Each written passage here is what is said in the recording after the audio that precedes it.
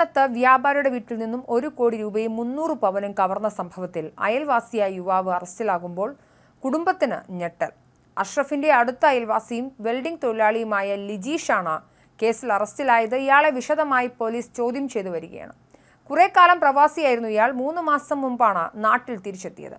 നാട്ടിൽ വെൽഡിംഗ് ജോലികളുമായി കഴിയുകയായിരുന്നു ലിജീഷ്.